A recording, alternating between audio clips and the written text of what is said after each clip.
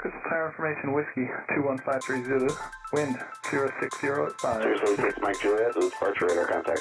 Hazardous weather information from Minnesota available on flight service frequency. You've dialed in the Flying Midwest podcast, connecting aviators from across America's heartland, sharing news, information, and events from around the region. Calling Nancy 53 on Overtime, Roger, turn left heading 070, runway 9er, clear for takeoff. Sit back, relax, and join our crew for some hangar talk as we discuss a wide variety of regional aviation topics. Archer 71143, flying flag, runway 28 left, quick takeoff, left hand southbound. And now, from our home at the Anoka County Blaine Airport, our checklist is complete, and we're ready for departure for another episode of the Flying Midwest podcast. Contact departure, every flight. We're going to take a sip of coffee.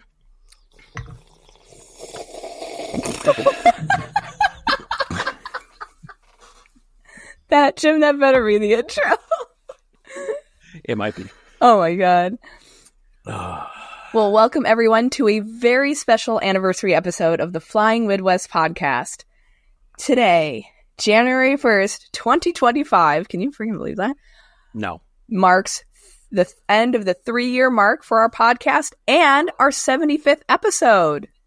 I feel like there's a button I could push. There is. You know what? I bet there is. Let's cheering. Oh, yeah, there we go. Nice. And all the people rejoiced. Okay. I don't know if you could hear in the background, my dogs were barking in celebration. Oh, good. I'm glad that they enjoy the podcast as well. Yeah, happy 3rd anniversary, you two, to all that is the Flying Midwest podcast. That's crazy. Isn't it, though? It just, I mean, it's Don't just like that long.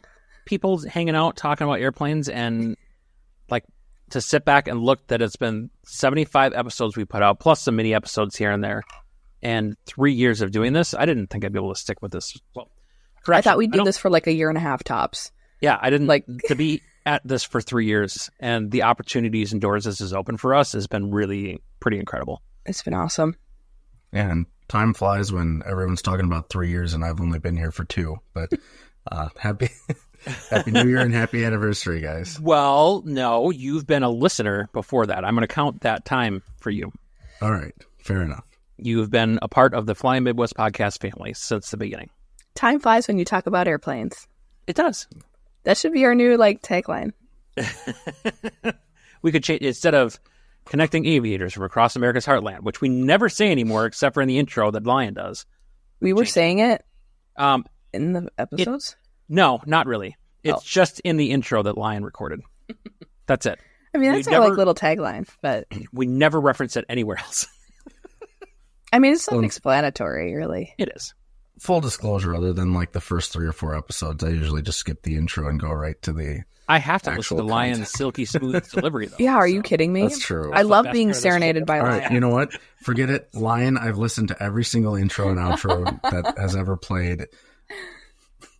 That he recorded once 3 years ago. That he recorded once. It still sounds good. It does. I also want to throw out here that we have had a revolving plan for how this episode was going to pan out over the last several weeks. We talked about doing this as a live episode where we'd have listeners chatting in the chat, or maybe bringing some guests in, and that turned into all of the planning not working for all of the things because of travel or holidays or being sick or forced overtime. This actually came down to yesterday. I'm like, I want to get this out on January 1st. January 1st is the anniversary. Midnight January 1st, 2022 is when Anchor for Podcasts is what it's called then. Launched this thing out into the world. I thought it'd be cool to launch this thing at midnight January 1st to mark that occasion. And then the recording program that I use to edit and record solo stuff, I was going to basically just do all this solo, which I don't think anyone would really want to hear. Whatever. I also said at one point as I was recording this, talking to myself, that all the dad jokes and all the aviation puns were going to come out in full force because there was no one here to stop me. So, unfortunately, or fortunately, depending on how you look at it, the recording program I use, which is called Audacity, had the audacity and I had 3.5 hours worth of work disappear. So I'm going to say that was actually a blessing in disguise, because somehow miraculously we were all able to come together this morning and record this thing. We may be tired, but we are here. That's why we sipped and slurped our coffee before we started. Yes. Well, Which is totally going to be in the normal episode. people sip, but somebody had to slurp. Well, because this is not, it's an audio form of media and it's not visual, they can't see us sipping the coffee. So Yeah. So yeah. to fully be just completely immersed in the experience of coffee. Yeah. We Did you guys ever listen to NPR with Garrison Keillor, Prairie Home Companion, and he does the stories, and he's got he'll talk about a horse, and he's got his sound effect guy with like coconuts on the table. That this is Same me thing. sipping my coffee. Oh, I can feel it. I'm there. I'm so caffeinated right now. Totally immersed.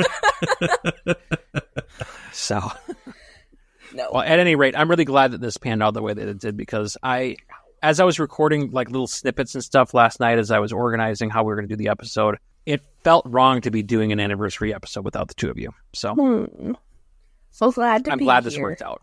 So since our last episode, we've been begging and pleading for reviews and whatnot. So do we have anything in that space, Sir Badger? We do. So this is a 5-star review, which makes it that much better. It's all the more special. And this review is from Tom, who has the screen name of Experimental Pilot. And Tom actually joined us at the fly-in at Lone Rock, and he brought the Cozy 3, the rattan design, along. Oh, okay. So this is from Tom. It says, hands down, the best regional aviation podcast there is, and they know it. I try not to be a Debbie Downer, but just reminding y'all that you're also the worst. Love, Tom. Which I suppose if we're the only regional specific aviation podcast, then yes, we are by default the best and the worst. And the worst, yeah. Yes. But when the Pacific Northwest starts theirs, then the Might be a rivalry chance. will begin. Yeah.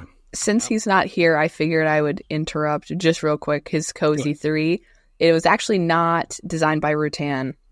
It was approved by Rutan, designed by a guy named Nat Puffer. Or gal, I'm not sure. Okay.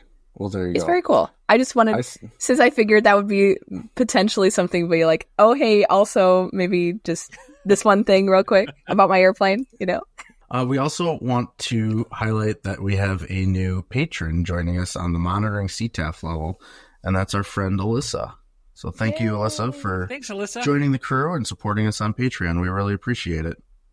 We do, and all the support that we get from Patreon goes right back into the podcast, as far as like the programs that we use and softwares to create this thing, and then keeping the website up, things like that. So it is greatly appreciated. Thank you. Oh, and hey, if you want to join Patreon, you certainly can. We have a Patreon, a few different levels that you can pick from, and that really, like I said, it supports the podcast and helps us keep putting this thing out there. And there is some exclusive content that we put out there, such as the video from our recordings, certain blog things, stuff like that. So come join us on the Patreon machine. And access to lives, right? That's right. Patrons get access to lives. So on this episode, we are going to be taking a look back at 2024. We did a lot this year. We did. Most of it was at Oshkosh, I'll be honest. But we had a lot of highlights. We had a lot of fun adventures, some slightly extracurricular. You know, Jim and Badger have been doing some fun flying things on the side. And overall, some of our favorite moments. Yeah, it's going to be a lot of fun to go through some of these highlights again. And what we're going to do is we'll talk about a given little segment, and then I'm going to throw in some audio, and we'll just listen to some of our favorite highlights from the last year. So before we do that, I'm going to get sappy and maybe wow you with some stats for a second. As I was looking over our numbers and stuff, we hit 50,000 total downloads / plays across all platforms effective, I think, our last episode. So in 3 years, 50,000 total plays. I'm pretty humbled that many people have continued to listen to the podcast. So I also saw that in 2024, we were streamed in 18 different countries on Spotify. Oh, wow. Which, it begged a question for me earlier about who in another country is listening to a United States regional podcast. That's what I was thinking. I'm like, Are you is sure this- it didn't say 13 counties? It's not counties. I promise it's not counties. That would be more realistic. 13 counties around the country are listening to us. I'm curious if this is our listeners from the Midwest who are like traveling abroad. Like, you know what I'm going to do while I'm on vacation in the Caribbean? I'm going to listen to the Flying Midwest podcast. Or it could also be like, or is this like Martin Pauley, whose phone thinks he's still in Germany? Could be that. Or perhaps they're just aviation enthusiasts that want to hear more about aviation around the world.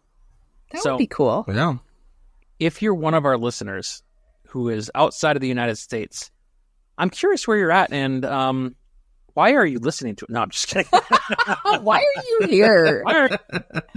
I'm curious to understand like where our audience comes from. So if you are one of the ones that are outside of the United States, drop us an email or Facebook or whatever. I would love to hear more about what draws you to us. I'd be curious to know, like, does Australia have a Midwest? Does Europe have a Maybe Midwest? it's the Midwest of Australia, and they got confused. Yeah. There's no Wisconsin in Australia. What's And our Wi-Fi is way better than theirs. What's the wildest country or like the most far away country that we have a listener from? Now you're going to make me look. Hang on a second. Well, and while we're doing that, I mean, as big as this world is and how many countries there are, if you guys remember my first Badgering Scholler segment, the first person I walked up to was originally from Germany and listens to our podcast. This is true. This is true. I mean, it's a big world, but in aviation, it's also a very small world. There's a lot of interesting countries that pop up on here. Oh, yeah? I mean, Canada, which I think is sometimes an extension of the Midwest, if you think about it. True. Canada, UK, Germany. That was probably Martin Pauley's phone just being confused. Australia is in here. Oh, wow. India, New Zealand, Wow. the Netherlands, Israel, Russia, the Midwest of Russia, which I think is Siberia. Yeah, there you go. Well, I mean, have you seen a Minnesota winter? Yeah, that's what I was going with. Italy, Switzerland, Guatemala. The list goes on and on. I mean, this is over the entire 3 years that I have in front of me, but there's a lot more countries than I thought was going to be on here. That is so fascinating. Where are you all coming from? Yeah, where are you? I mean, I can see where you're at. Like, that part. Why are you here? We're glad you are, but why? Let's play a game. What is a country that you would think is the most kind of like random country that might show up on this list? And I'll tell you if it's on here. In your mind, what would be a really random country that would show up on here that would be like, why is that on here? Sri Lanka. Czech Republic. Let's see if either of those are on here. Czech Republic? Check. It's on here. And what did you say, Badger? I said Sri Lanka. Sri Lanka is a country. Did you say Sri Lanka, or do I keep making that up? No, I said Sri Lanka. Okay. Because I'm mixing up Sri Lanka and Sierra Leone in my head for some reason. I also said Sierra Leone. Because he said both of them. Oh, God. There's so many things. That is not on the list. Okay. Oh. Vietnam is, though. So for all of you out there, or probably the one person who's listened once, good morning, Vietnam. All right. No, that's so bad. All right. So that's enough of those stats. That was kind of an interesting little trip down the rabbit hole, though. It was. I would be remiss if I didn't say that along the path of these 3 years of the Flying Midwest podcast, that if we didn't talk about our friend Trevor, who was with us at the very beginning when we launched this thing. Yes, absolutely. I reached out to Trevor before this episode to see if he would be available to come and record with us. Unfortunately, he's rocking it with the airlines and he's traveling, so he wasn't available to record with us either. So, however, I did want to say once again, we wouldn't be here without the contributions of Trevor early on. So, a big thank you to him for his contributions to the podcast. And I personally am so damn proud that he's killing it with the airlines, and how much work he put in to make that happen. And now he's living his dream. So good for you, man. Yeah. Nice job, Trevor. My next sappy moment is, I think on the official level, I mean, we had Badger on a bunch of times, but I think we officially had you on all of 2024 and part of 2023. So happy full first year anniversary to the Badger, who started out as a listener and sent us some feedback here and there, and was our puppy dog at AirVenture 2023. and then was our Wisconsin affiliate for the Flying Midwest podcast, which is still one of my favorite stories ever. I think he was our first patron too, was he? I think he was. You know what? He was. He was our first patron. So then my mom was number 2, I think. Yep, I think first, you're last. And now you've been with us for over a year and have really helped round out this team. So you are a fantastic addition, and it's so much fun having you a part of this team as well. So, well, thank you.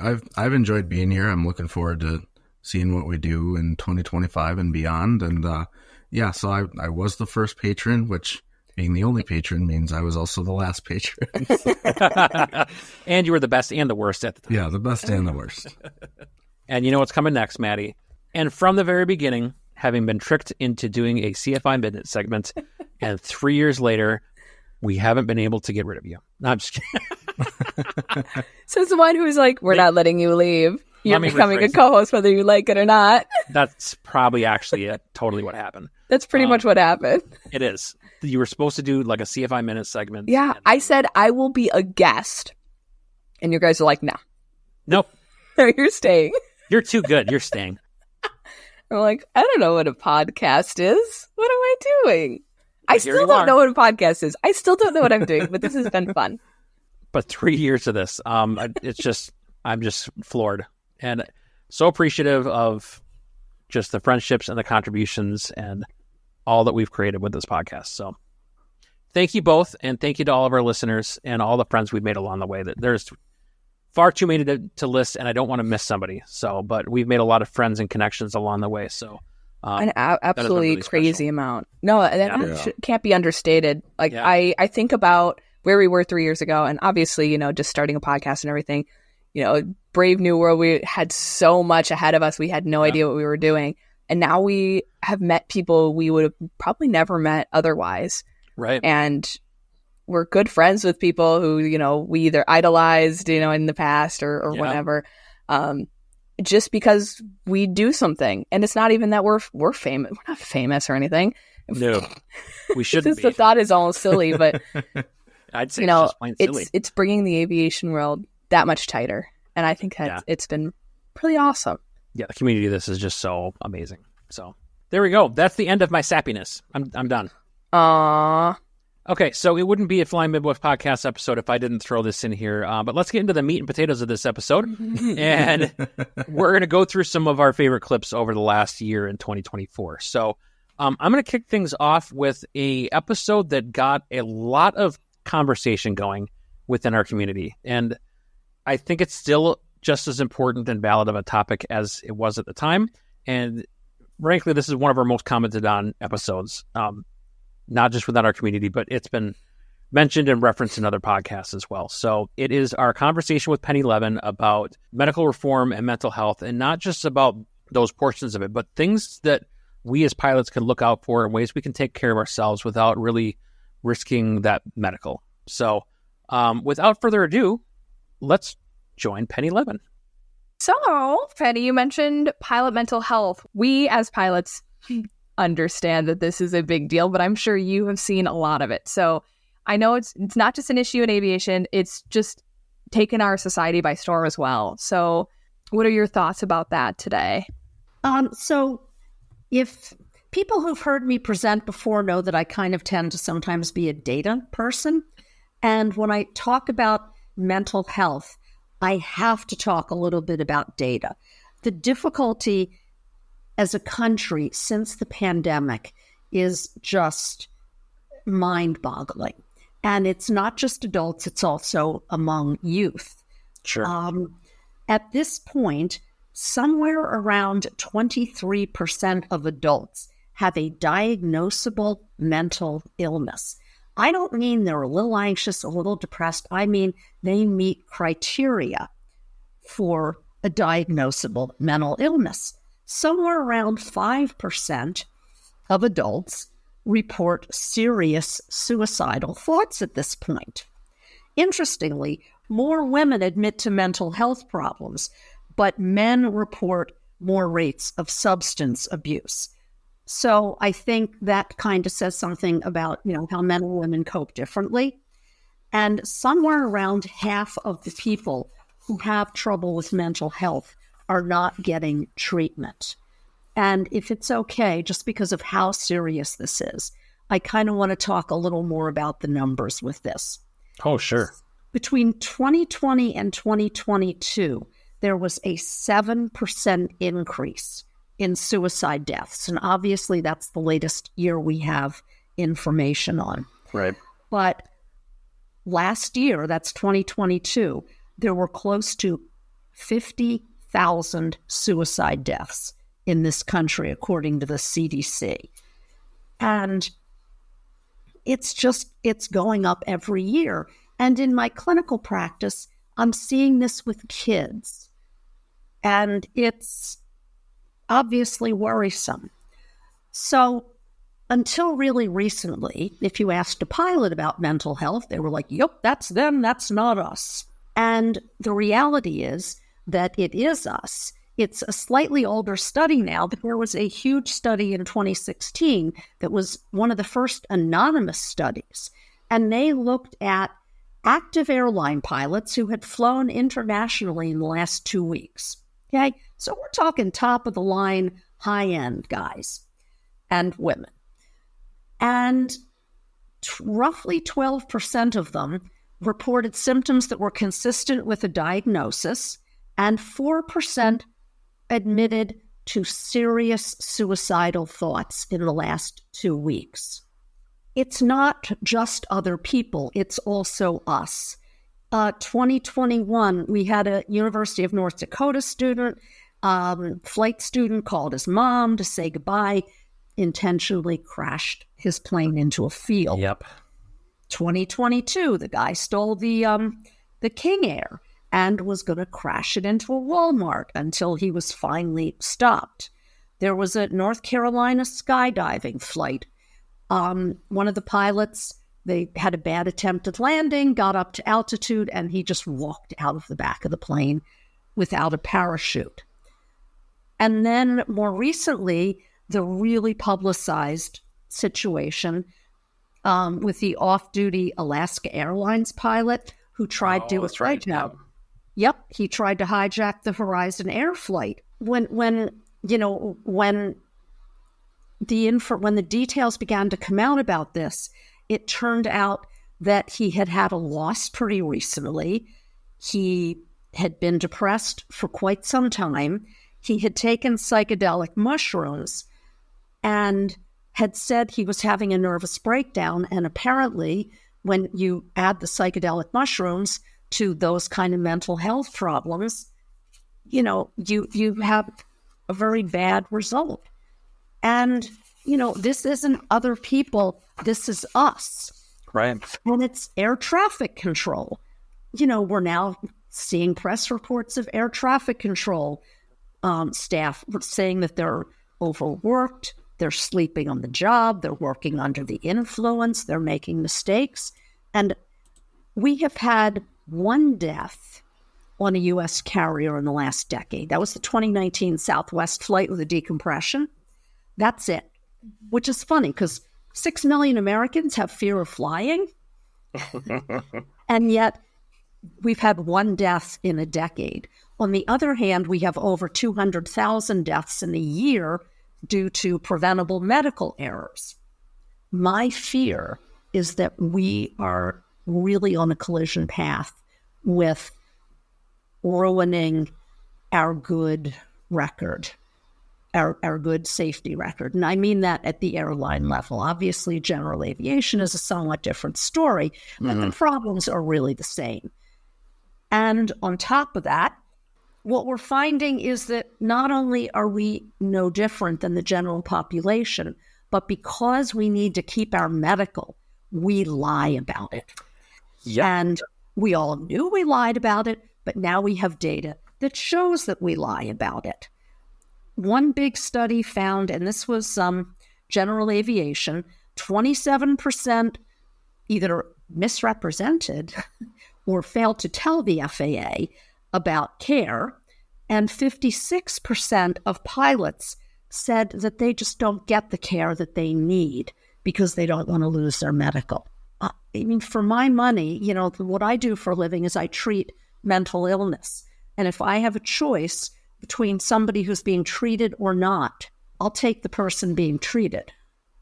You raise a really good point, because aviation, I mean, we're just a subset of the rest of society. So, of course, we're going to have people that suffer from the same issues and complications as everybody else. I've found it troubling, just, on a personal level. I've got my own issues with my medical, but at the same time, like, there are people out there that just don't get treated because I don't want to lose my medical. Why are we doing something to have a real meaningful conversation about changing how they do medicals within the FAA? You are preaching to the choir. It's interesting. After German wings, the European equivalent of our FAA essentially made changes that made mental health care more acceptable. We hardened the cockpit doors. We essentially had a structural technical solution to a human problem. Yeah. What I think we see are technical solutions in this country to human problems. And several years ago, I actually was recruited for a job with Emirates Airlines to run their clinical psychology department. Now think about that a moment. Do you imagine any U.S. carriers have a clinical psychology department there to provide treatment for pilots and other flight staff? No. We have task forces. We're having an FAA task force, an NTSB task force. Right. I know that there's some discussion of, putting some money into airport layouts because of the near misses that we've been seeing, and updating the technology at airports. That's not from my seat. That's not where the problem is. Part of the difficulty is the culture. What you're basically talking about is that's the culture. And the culture is, you're fine, you're just having a little trouble at home. And, if you look at reasons that are given when people wash out of training at the regionals, interestingly, you won't see mental health. You'll see like family problems. When I think about family problems, I kind of equate them often with mental health. At least what the airlines offer largely is peer support. So peer support is wonderful, but peers really aren't in a position to know when somebody really needs help. And if the culture says, you're fine, and you're offered peer support, it doesn't help. And as the technology, and again, this is sort of one of the things I talk about sometimes in teaching, as the technology becomes more complicated, even minor anxiety and depression, okay, I'm not even talking about diagnosable in the numbers I was referring to. I'm talking about what we call in my field subclinical, meaning anxiety and depression that is there but not enough for a diagnosis, causes trouble with working memory, attention, concentration, distractibility, something we call executive function, which is sort of your ability to manage complicated information. So the technology is more complicated. It requires those skills to a much greater degree than we used to need them. What we're flying now really requires those skills much more than we used to need them, and even low levels of anxiety and depression impact them. Low levels impact our sleep. Sleep causes fatigue. Fatigue impacts those skills. So I think that we're in this kind of vicious cycle right now. And no matter how you look at it, 77% of general aviation accidents are still pilot error. The planes are more reliable. There's all this technology for us to look at, and we are still the problem. I take a lot of the medical stuff with the FAA kind of personally just because of my own circumstances, because I've sought out counseling. With the job that I'm in, I've seen some pretty terrible things, and I've suffered from it. So I've sought out counseling, I've sought out medications, and now I can go fly my airplane on basic med because my regular doc's like, you're good to go. But the FAA is like, oh, not so fast. So I get frustrated seeing that, I know that there's people out there that either they're lying on their medical or they're not seeking help. And in my mind, these are actions I had to take just for my own mental health and well-being. So I'm good with that because lifestyle-wise, I'm in a way better place than I was. But it really limits, like, if I ever want to do anything more in aviation beyond where I'm at. So it's frustrating. So what are some techniques or tactics that pilots can be exploring to better care for themselves in a mental health space? That actually, I'm really, really glad that you're asking that question. As I said a few minutes ago, there are 3 effective treatments for situational and mild to moderate anxiety and depression. They are exercise, cognitive behavioral therapy, and medication.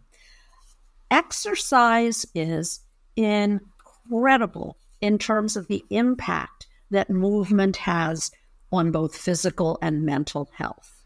Exercise and moving is one of the first things that I try to get people to do if they're not already doing it when someone comes to me for treatment. And it's not something that every psychologist even asks. It's part of my standard intake. It's just so critically important. And, diet, what we eat can impact our mental health. Obviously, sleep. We all know about difficulties with fatigue. So there's an area called sleep hygiene. Oh, my wife sent you. We talked about this at Oshkosh. Yes. Yes. Carry on. I'm sorry. I think I'm much less of a hoot than I was at Oshkosh. That is not true at all. Oh, Yeah. okay. No. You're still a hoot. Okay. So, there are things that sound sort of dumb, like get to bed at the same time every night. Keep your room cool and dark. Avoid the screen at night. Do not have your phone next to you in the bed, because then you will start using your phone in the bed, and that will interfere with your sleep. So, I was talking about cognitive behavioral therapy. Interestingly, elite athletes are now allowed to have mental health problems and talk about them. Like, think about Michael Phelps, Right. Simone Biles. There isn't an elite athlete that doesn't have a sports psych person and potentially also even a clinical psych person with them, either with the team or when they travel. So cognitive behavioral therapy is basically looking at what it is that we say to ourselves and how that then impacts our feelings and our behavior. The athletes look at their self-talk. Looking at self-talk is just a non-clinical way of saying cognitive behavioral therapy.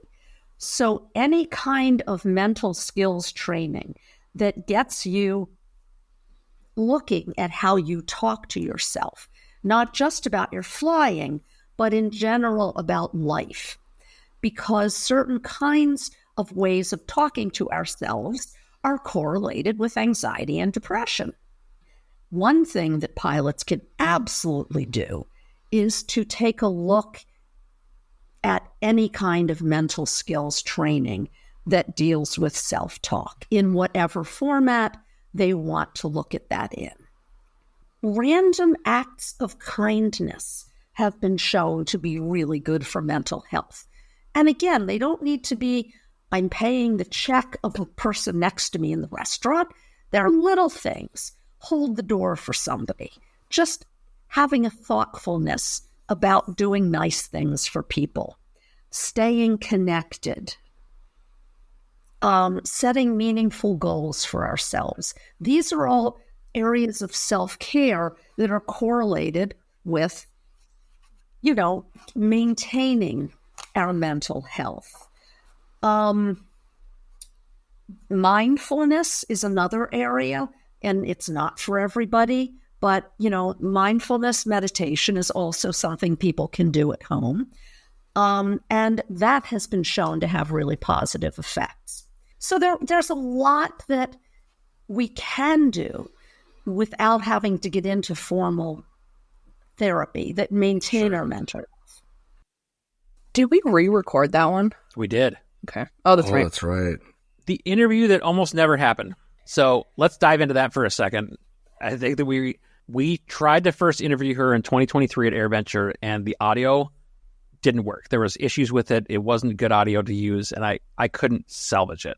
So we talked to Penny, and she was gracious enough to come back with us in January. And what happened from there, Badger? She came on, and we were having technical issues with that, and the audio almost didn't upload to the cloud then either. Yeah, there was a moment of panic on my behalf, and I'm like, she's going to think we're not a real podcast. It's just a big joke. However, I think she would have come back again if we would have asked her, because she's that passionate about this topic. It's an important conversation to have. So I'm incredibly grateful for her candid conversation, that we in this industry are starting to have more conversations about these types of things. Absolutely. Should we move on to something a little bit lighter, as opposed to all the problems with the FAA and their medical issues? Sure. Probably so. Yeah. So as has kind of turned into a Flying Midwest podcast tradition, we've been having Brian Turner on for our April Fool's episode. But this year we did a little bit of a preview, and I introduced the character of Charlie Bennett as an Air Force pilot who was going to come on the show. I think I said he was from Nebraska or something like that. Yep. He was a crop dusting pilot. Yep, exactly. And how he worked his way up to Air Force One. And then, of course, he wasn't available because flying Air Force One usually is a busy life. Yeah, it's a big deal. So instead, we had Brian Turner from Just Plain Silly. Because he didn't have anything else going on, I think is what we said. Right. Someone with no prior commitments, Brian Turner. So back in, was it 2022 where I reached out to him? I think so. Yeah. So we skipped April Fool's because we forgot the 2023. But yeah, I can't believe that was just a thing that I decided to do. I was like, oh, let me just reach out to the Brian Turner. And he's just like, yeah, come on. Yeah, sounds like fun. And not only that, but like, he has been such a great supporter of our podcast. And a good friend. He's just always there. Yep. Sorry. He's so helpful, and we've created a lasting bond with him. So he's an honorary member of the Midwest. Yeah. Yeah. The Middle East. He actually reached out to me personally a couple of weeks ago just to offer some suggestions for my YouTube channel, which it was unsolicited. It was just totally out of the kindness of his heart. Like, hey, here's some things that you could probably do to improve. Yeah. And he's very cautious. Like, I'm not trying to be an expert, and I'm not trying to insult you, but here's some things I've noticed. We talked on the phone for like an hour and a half. He's such a good guy. It was incredible. Like, I felt bad I was taking all this time, and he's like, no, like, I want to help you. So yeah, just an awesome guy. Awesome guy. Well, let's jump into that clip of Brian from our April Fool's episode and our tradition of reading the fake news. So next week's episode, I'm super excited about. As some of you might know, Air Force One recently visited Milwaukee. True. And I got an exclusive interview with one of the pilots. His name is Charlie Bennett, and he is from Bellevue, Nebraska. And he talks about his time growing up, learning how to fly in the farmlands of Nebraska, and the skills that he's still able to use today in some of the evasive maneuvers he needs to know how to fly in Air Force One 747. So stay tuned for that. Wow, what a bad! I am super excited for that. Yeah. Well, welcome everyone to this episode of the Flying Midwest podcast. My name is Maddie, and I am here with my co-host, Badger Pilot. Hi, Maddie. Hi, Badger. And Jim. Hey, Maddie. Really excited for this episode. I think it's going to be really cool. I think it's going to be great. What is your deal? What happened, Badger? You all right? So our regular listeners that are kind enough to stick around to the end of our previous episode heard me talk about how I got Charlie Bennett, the Air Force One pilot, to potentially come on the show. He's from Nebraska. He would fit perfectly. But Sure. apparently flying the president around the world is more time-consuming than we realized, and I guess he's got a prior commitment, so I did reach out, and we found somebody who has no prior commitments, so we got the one and only Brian Turner from Just Plain Silly. Oh, yeah, that guy's got nothing going on. We could talk to him. Yeah, I mean, absolutely. it's a bit of a downgrade, but it'll still be fun. We can make it work. That's mean. I think so. Speak for yourself with downgrade, so. Maddie. Well, I was really looking forward to hearing how flying crop dusters across cornfields in Nebraska related to flying Air Force One 747, but we could probably hear about Comanches and stuff like that, right? I think that taping cell phones to your head to create YouTube videos is a very close second. Absolutely. And I do want to know how to handle being reported to the FISDO. So, We've covered that Very before, important so I'm sure he's got news stories. yeah. Okay, so we've got Brian Turner today. Yeah, so let's jump into some news and events before we get to our interview with Brian.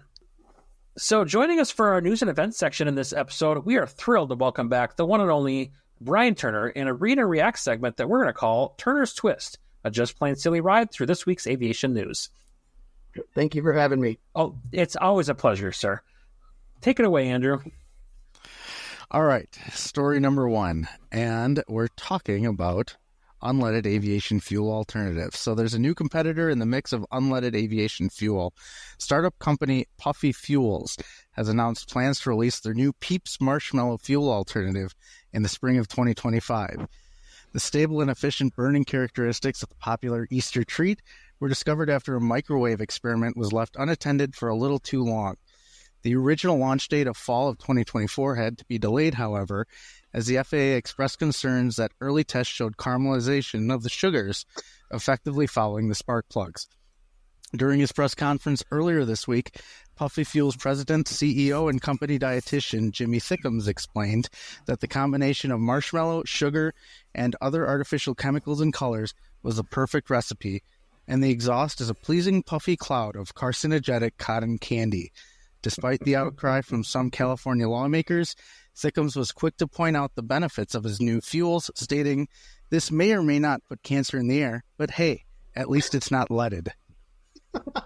I'm familiar with this. This is a true story because they turned the Peeps into the fuel. And I saw that news story. The headline was just that he has risen, about the first pilot who managed to use it to take an airplane.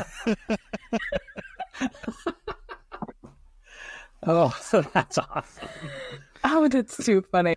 Ladies and gentlemen, hold on to your seatbelts as two major aircraft manufacturers are gearing up for a legal showdown over design issues. In one corner, we have Boeing, a giant in the industry, facing off against none other than Cessna Aircraft. Now, many of you are likely familiar with Boeing's recent challenges involving the 737 door plug, an issue that gained widespread attention in the media after one such plug unexpectedly opened in flight and departed the aircraft. The incident sparked concerns and prompted a closer look at the design of these critical components. But here's the twist. Cessna, known for its prowess in the aviation world, creating one of the most famous aircraft of all time, the Cessna 172, has taken to Boeing to court, boldly declaring, "Doors coming open in flight is kind of our thing." Yes, you heard it right. Cessna is pointing fingers and challenging Boeing's recent struggle, claiming it as part of their expertise. As these aviation giants prepare to duke it out in court, the industry watches with bated breath. The legal battle promises to shed light on the intricacies of aircraft design, safety protocols, and the responsibilities of aircraft manufacturers. More at 11. Selfless trademark, the door flying open in flight. Yeah. Cessna had any plane that I've ever flown. I don't think I've ever flown a plane that at some point the door hasn't come open. Huh. It's really interesting you mentioned that because there is a follow-up to the story. In the wake of the 737 MAX door plug incident, questions have been brought up about aviation safety researcher Brian Turner's credibility. Turner, who gained attention in 2021 for his study on open aircraft doors, claimed occupants would be sucked out. However, the recent 737 incident, though alarming, didn't result in any such scenario. Now, some aviation safety experts are dismissing Turner's findings as ridiculous, even questioning his legitimacy as a researcher. The industry buffers with skepticism as the clash of opinions continues. How do you feel about that? No, it's.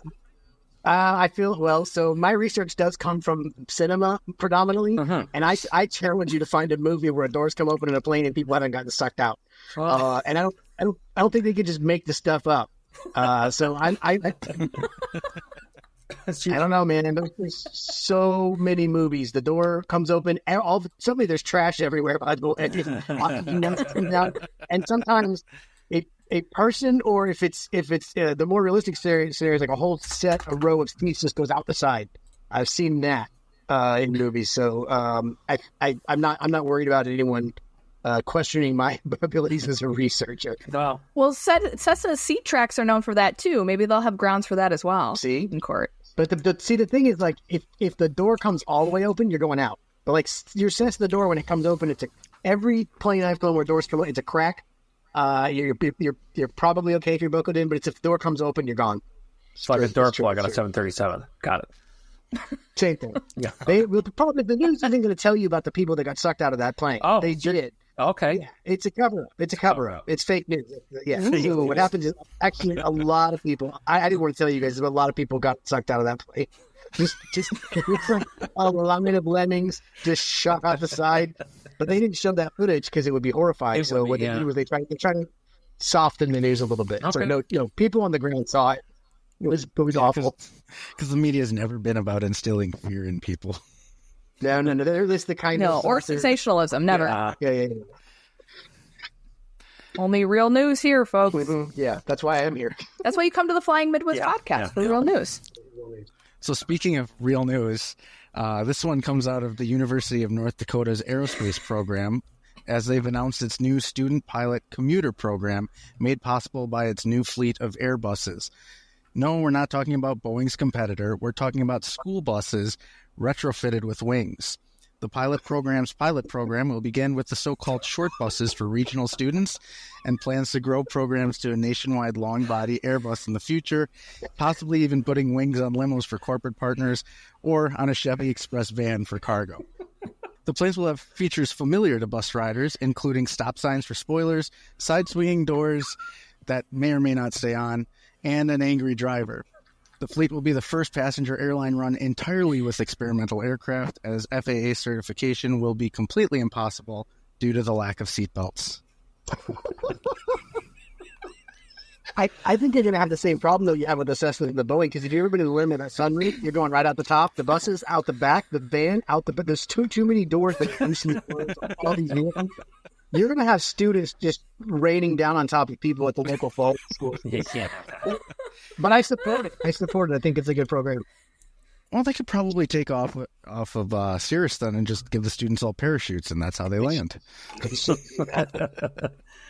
All right, up next, we've got some groundbreaking news from the FAA that's set to revolutionize the way pilots communicate in the skies.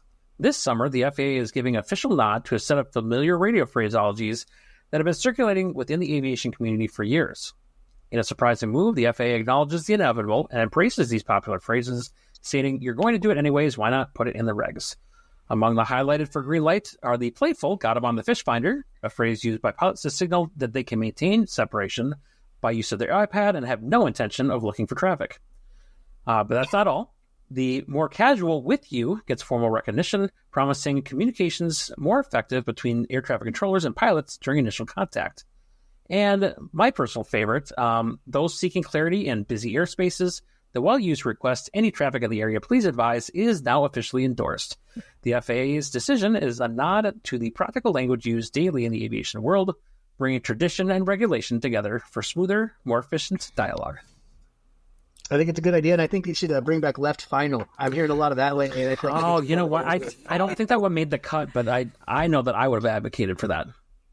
I heard the best radio call today. I was out at Bridgeport in west of Dallas, and this guy goes, "I'm departing the area to the right," and his instructor goes on, "And it's going to be a downwind departure to the south." I want to start doing that. I'm going to go left. He's on the student. He's in a Seminole. But I'm like, he's in a Seminole. He's got to be working with multi. But yeah, I don't know that he's like, "I'll be departing to the right."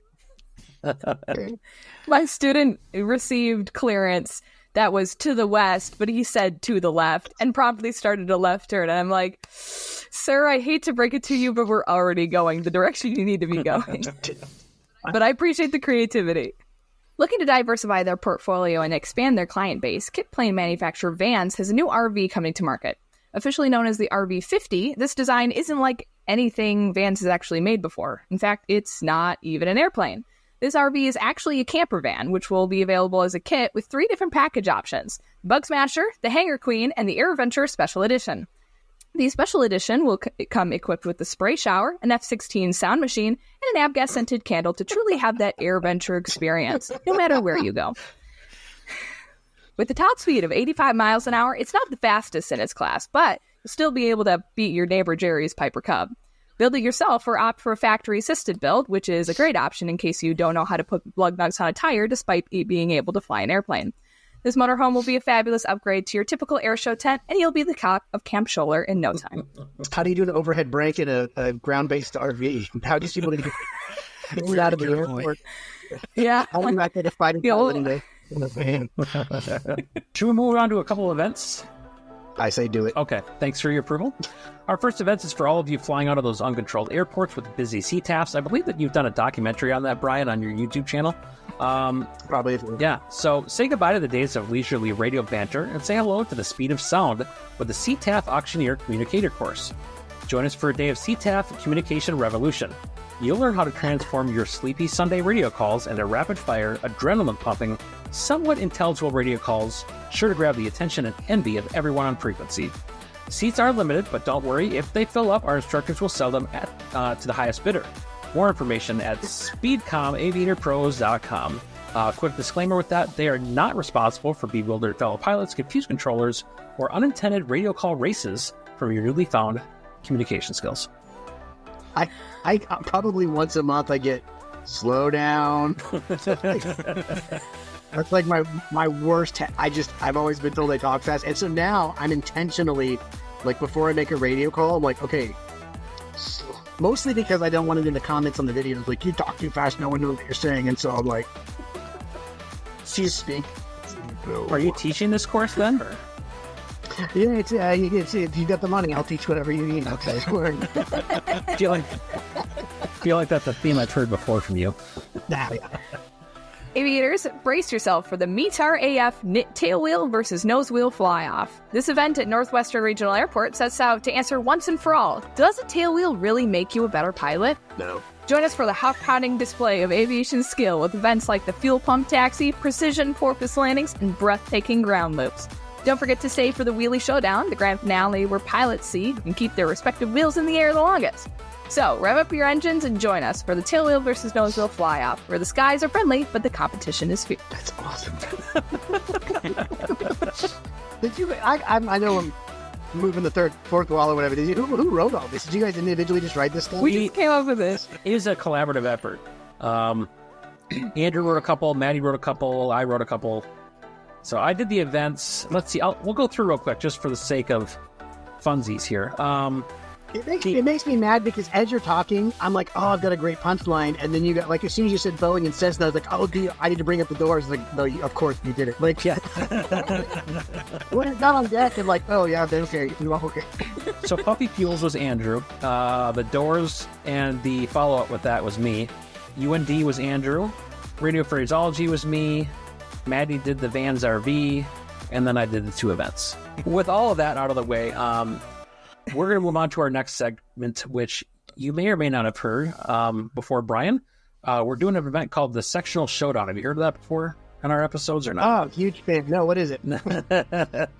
All right, so the Sectional Showdown is a section of the program where we talk about a symbology on a sectional and quiz each other. It's a little bit of fun, stump the stupid as far as the different... I'm right here. I can hear you. I know. But typically it's me that they're stumping lately. So so we'll talk about what this chart depiction is and then show you a picture and see if you can guess what this item is on the sectional. So so with that out of the way, we will move into the pilot quarters sectional showdown. Okay, so for this episode of the Sectional Showdown, Brian, I wanted to give you home field advantage. So we're going just to the north of Dallas to Ray Roberts Lake. You're familiar with it? I fly over it daily. Almost daily. And so you should be familiar with the symbol because it's just to the northeast of Ray Roberts Lake. And I'll share my screen so you can see it. And do it, because if you needed me to pull out a sectional right now in mine, I was going to be like... Oh, no, we got you. We got you covered. Hold on. It's a tricky word. It's round. And this is a good opportunity, too, to tell our listeners to log on to our Facebook page, and we'll post this as well. So look to the northeast of Ray Roberts Lake, and there's a magenta kind of like squiggly spiral, almost looks like a shock from a car. Yes, I see it. Okay. What does that symbol mean? Two things, actually. There's that area has a lot of snakes, and they're poisonous. And so in Texas, a lot of the ongoing joke is very flat here. And so, like, if you have an engine out, there's a lot of places to land where you want to avoid areas like this, because if you crash the plane in this particular field, I think there's probably another symbol off to the right that lets you know it's going to be water moccasins. But it's really, really bad news. So I would say basically it's better to just go for the water or anywhere else but that. I hate snakes personally, but that's what that is. There's a high population of snakes in there. Okay, that's interesting. That's not what I would have guessed. No, but it's true. It's true. It's not enough to guess snakes. You know that movie Snakes on a Plane? You know how they got on the plane? Yeah, that's right. Landed there. They load the plane, and guess what happens? Snakes like cool, shady areas like planes. So that's what that is. Don't even look it up. That's what that is. I don't plan on it. And trust the expert. Yeah. I'm not gonna look it up either. Okay, so There'll also be two squids that are connected at the hip. Sometimes they'll have two sea creatures that are connected, like a Siamese tentacle situation here. But usually they'll be oriented north up if it's the squid. If it's that's the difference. Do you have the north up version, Badger? I do. Okay, Yes. let's maybe see that and see if This is the north. Oh no, yeah, no, that's squid. That's the Ray Roberts Siamese squids. You don't want to. Sorry, there's no snakes there. But you can land there because squids are soft and they will absorb a lot of energy. They're squishy. So if you stand like that, you're gonna be fine. If you see sideways, you're dead. So the hard thing. This is why I tell people to fly north up instead of track up, because everybody would rather land on a pile of squids versus a pile of snakes. That's what that is. Yeah, I'm sorry. I'm an expert. Invalid logic going on, and I'm real good. Yeah, you are top shelf with that response. I would tell you that for a second I was like, I've flown over that area a lot of times and I've never seen that. Oh yeah, we did kind of give away what happened there with having different versions, didn't we? Yeah, we sure did. Well, it's different versions of the sectional. I think it's based on time of the year, by the mating season of the squids. The squid last winter. Yeah. Okay. Lunar phase. They're summer squid. Yeah, so and I think that's the importance of why the FAA updates the sectionals as often as they do. But exactly right. And they're migratory. Sometimes they go to the different lakes. They're freshwater squids, and so sometimes they'll move around. But okay, they're keeping us. No. Well, is that a correct answer or is that a wrong answer, Badger? What do you want to go with this? Are we going to accept that answer? Or? I don't know. So the original one, he's so confident. He was so close too, and yet had the exact opposite answer. So you said you don't, if you have an emergency, you don't want to land there because of all the snakes. But that's actually a high volume emergency descent practice area for your emergency spirals. Do you live in the area or do I live in the area? Maybe in your area, that symbol means what you said. But in Texas, the symbols mean what we want them to mean. Yeah, okay, that makes sense.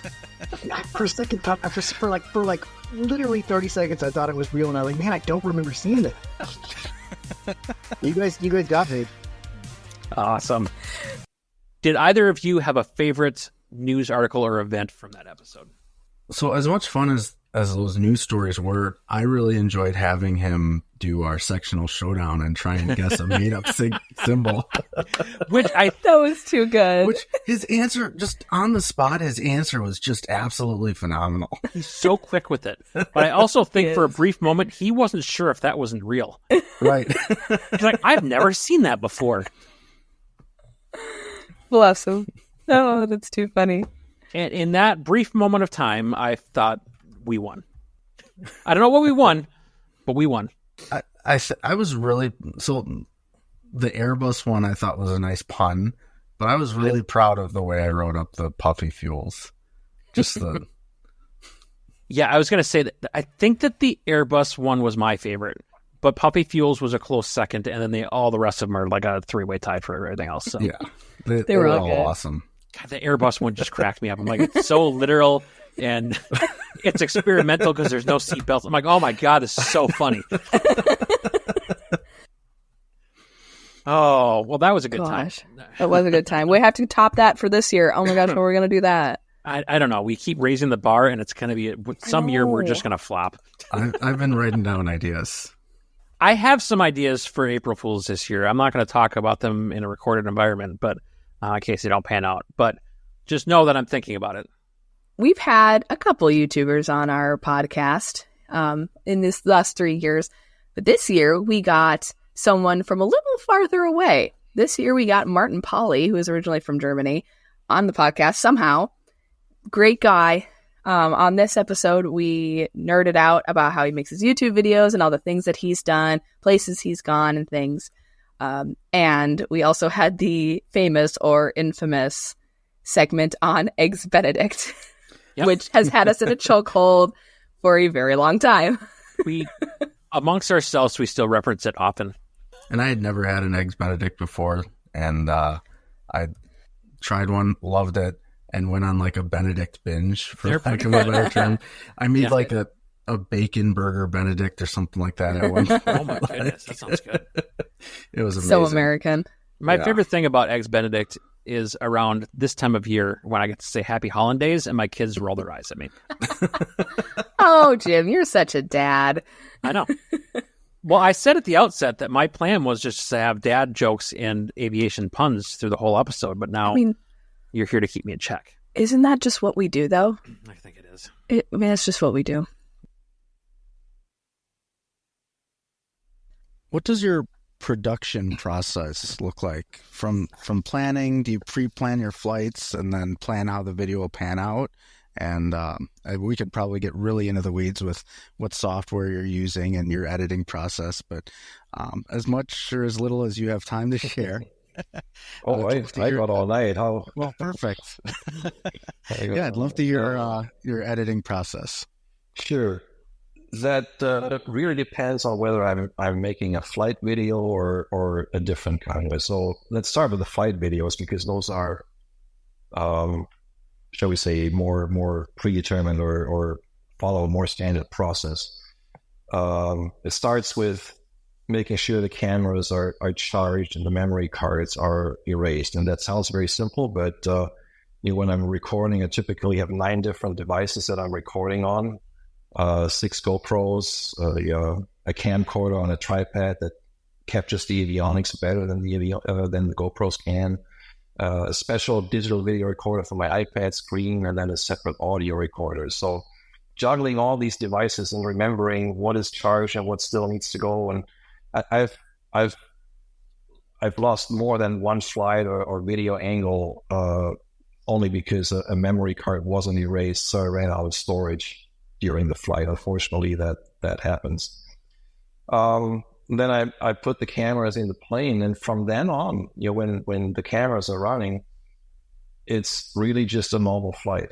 I think it's important that when I'm flying, I'm actually PIC and not the camera operator or production manager. Sure. So I don't reposition things or do any troubleshooting if I lose a camera because it overheats. Well, then so be it, right?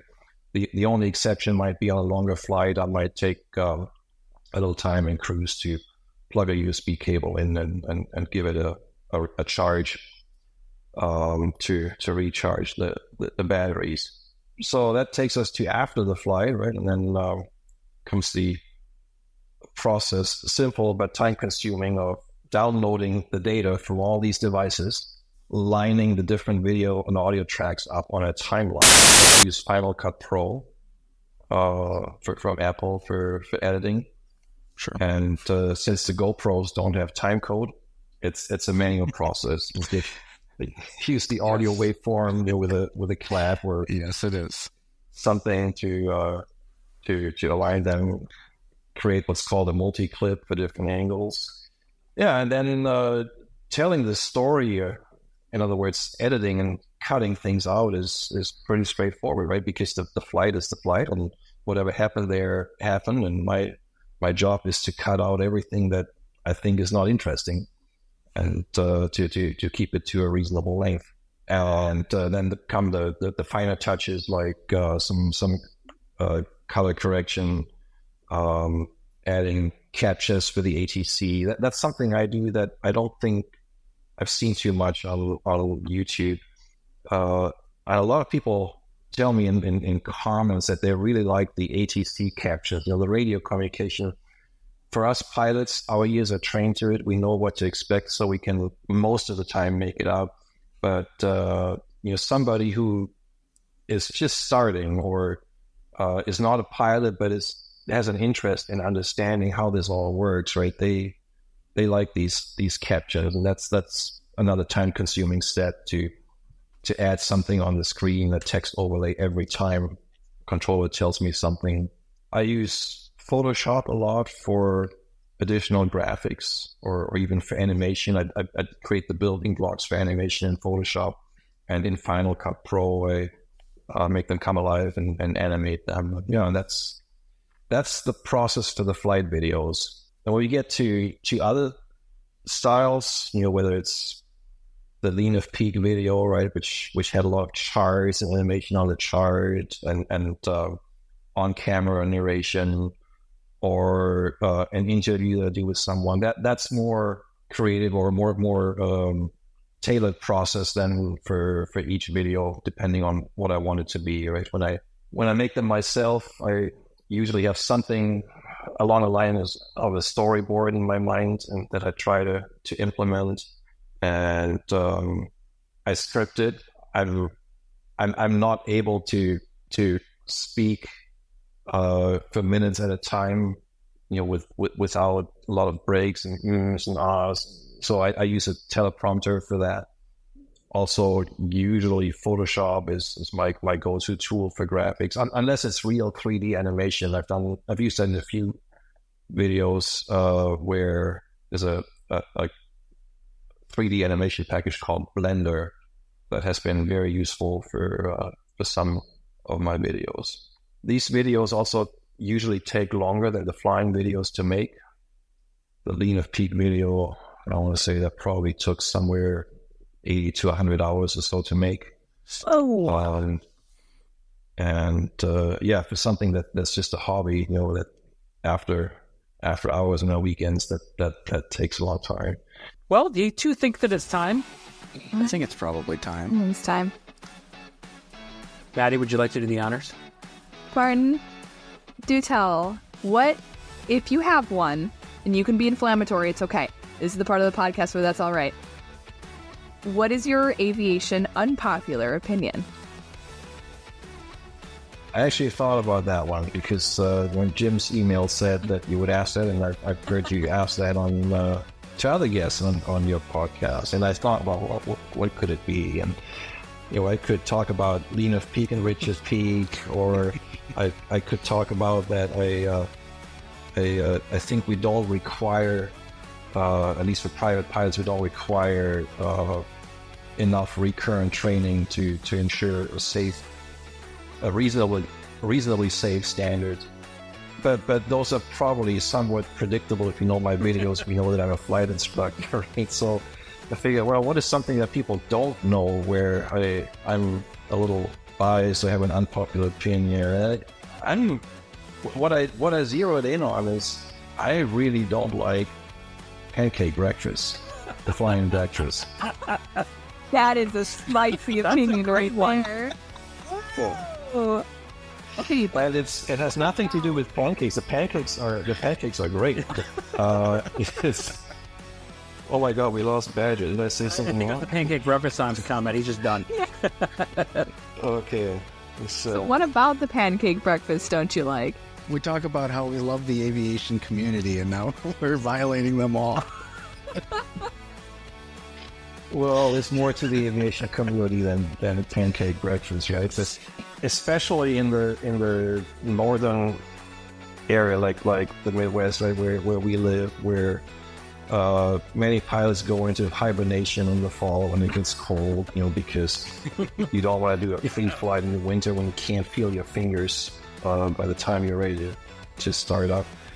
Pancake breakfast, the flying pancake breakfast are the times and places when a lot of pilots who have very little recent experience are flying again for the first time, into a beehive, all arriving at about the same time, all departing at about the same time, preferably at the airport that has just one runway, no parallel taxiway, so there's some back taxiing on the runway, and it's a mess. I feel so much more comfortable flying into Atlanta Hartsfield or Chicago O'Hare than I feel approaching an airport with a pancake breakfast. It scares me. The weekend warriors aren't scary. I don't like to go there. That came around very nicely, actually. It went from like, look, this is a good one, and then just I love the reasoning. Out of curiosity, what would a bad outcome or expectation have been? You don't like pancakes. I think that would have been. Oh yeah. Yeah, that would have been at the pancake. Aviation community. I don't like pancakes. I prefer Eggs Benedict, but I'm okay with an occasional pancake. Let's put one on. An Eggs Benedict. Almost spilled my water. I'm sorry. So what I got out of that is we need to do an Eggs Benedict fly-in at a Bravo airport sometime. I mean, yeah, let's do it. Or a Charlie, or any airport where there's not 150 other people all also flying in at the same time. I mean, it'll be crazy, but at least ATC will yell at them if they're being dumb. It could just be. It would be really scary for ATC probably if they all went to the Bravo, or if you want to schedule that at Chicago here, Yeah. Mark it in your calendar. Go make some phone calls. We're making it happen. It'll be fun. I just don't know how to make Eggs Benedict. Where hold you to that? It's the only problem. Okay. You can learn that. We'll figure it out. Or we'll find somebody. Yeah, I was about to say, Martin, I can fly a plane, but I can't cook. But that one was certainly fun. Yeah, Eggs Benedict has been kind of that little inside joke that we've had, especially amongst ourselves. It comes out in the podcast every once in a while. We were going to have our fly-in be an Eggs Benedict fly-in since we were. Our dear Martin Pauley thought that pancakes were beneath him. I don't know if he said that. He didn't like the pancake fly-in because of all the people that come out of the woodwork, the weekend warrior pilots, and all descend on one place in the spring after having not flown for 4 months. To get mediocre pancakes. To get mediocre pancakes. Pancakes at a pilot-controlled airport. Yeah. So, thus the idea of the O'Hare Eggs Benedict fly-in was born. Yep. A more sophisticated fly-in. Yeah. I got scolded at his presentation, or after his presentation, because you don't get partial credit. But we talked about, we went to his presentation about flying into large airports. I had to duck out at that point, and then when I told him that, I was informed that there is no partial credit. So, boo. He's such a funny guy. He's so funny. What do we got next, Badger? We have our interview with Ryan Dembrowski from Super Aero Live, ramp check guy, as he was come to be known by some at the fly-in. He took over Plane Talk a couple of years ago, and he's known for his presence there on Boeing Plaza during AirVenture. And he also is what I refer to as the voice of Stoll. Yes. And he does all the Stoll demo emceeing, so to speak, for all of that. But he took the time to sit down with us as well. We were joined in that interview with, of course, the one and only Brian Turner and his lovely wife, Erin. And it kind of went off the rails for a little bit. And I think they were kind of having a man crush going back and forth with each other. So. To be fair, Badger, I don't think that segment, that entire recording, was on the rails once. No, it wasn't. It was just off the rails the entire time. It was awesome. Thanks a lot, Turner. He's just so distracting with his kind eyes. And we did have a special guest, Ryan Dembro, but it's been crashed by the one and only Brian Turner, his lovely wife, Warren. Aaron. I'm interrupting your intro because I am still here. Also, though, the way you said that, it sounded like Brian took over, but I am also here. Well, and Eric Johnson was here too. What I think we should do, instead of asking you all the questions, is ask the questions we were going to ask you, but have Brian and Aaron and Eric answer the questions for you, and just that's your answer. We just have Eric do it. Yeah, Eric should just do it. Eric's not actually here anymore. It's an audio-only format. I'm trying to include... There's intrigue. Yeah, Okay. Eric could... We have Ryan Dembro, who you guys might know as basically the MC of Boeing Plaza with his plane talk. He's the voice of the National Stoll competitions. He's a Badger State resident as well. And I'm going to give you a chance right away to clear the air and do a little trash talk on me because I don't know how to actually spell your name. So the floor is yours if you want to tell me how you actually say your name, and is there a W in it? Dembrowski. So you say the W, but you do not. It's not in there. Okay. I was going to say, I didn't think there was a W in Ryan. But. There's a stupid... This is like the... Yeah, every family has like folklore. And so you posted a picture being like, I'm hanging out with Ryan Dembrowski with a W. And then I just circled it real big and reposted it. And then EAA, I've been working for EAA this week. They give me my media credits with a W as well. And I was like, oh, there goes the W. Always sneak it in there. And you were like mortified. It's fine. Everyone does it. So the story is that when we went to, my grandfather came over from Poland, coming into Ellis Island and doing that. And this is a crazy story. And I gotta call my Aunt Eileen. Two boats he was on sank. And he literally paddled into Ellis Island on a piece of boat wreckage. That's how bad this guy wanted to be in the United States. Wow. But he got to the thing, and they're filling out the paperwork, and they spell the last name, and they put a W in it. Or no, they didn't put a W in it. And then he had broken English, and he said, "No, W." And the person at Ellis Island was like, "Correct, no W," and took the W out. So it's actually supposed to be in there, but it is not. Anyway, no one cares about that. They only care about airplanes. Let's get in. Let's dig in. Come on. Finish your intro. Where are you at? In fairness, we let Badger do this intro just because of the connection you two have being from Wisconsin, but I don't know that we're going to let him do one again. So Lost his intro privilege. Let's jump into this. So, Ryan, I think you've played this game with us before where we do our Fast Five questions. So we're going to throw those at you for... God, is that distracting? You just need to, don't even look at it. Pretend he's not here. Yeah. But his eyes, I can't help it. It literally touched your lips and went straight to touching my cheek. So the camera, by the way, go ahead and clarify. Yeah, he's talking about the camera. Okay. So speaking of AirVenture. Oh, that's a great segue, Maddie. No problem, Jim. Anytime. You should do it again. We should. AirVenture turned into quite the production of production, I'll call it. We've gotten a lot of opportunities to make some connections with people that maybe would not have otherwise. And we've gotten a lot of great interviews. And through that, we wanted to, this year, take it up a notch. And we did these little touch and go series where we're doing all these interviews, but let's bring our listeners into our day-to-day as we power through and just run like chickens with their heads cut off through AirVenture for 5 to 6 days.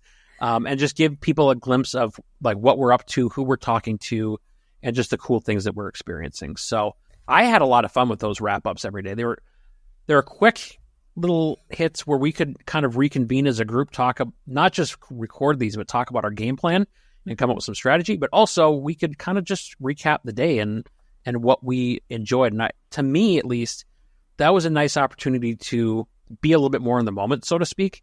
where we can, as opposed to just powering through and what's the next thing, just taking a moment to sit and talk and reflect on the opportunities that we've been given through this podcast and being able to go to AirVenture. No, it was fun. I remember we were so exhausted. We were. Especially after day 2. We're like day 2 zombies almost. Yeah.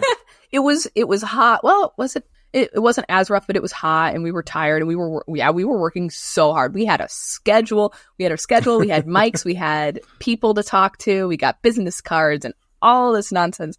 It was really fun. And it was, those touch and goes were fun though. At the end of the day, we got to, chat about who we talked to and what we tried to see in the air show and that.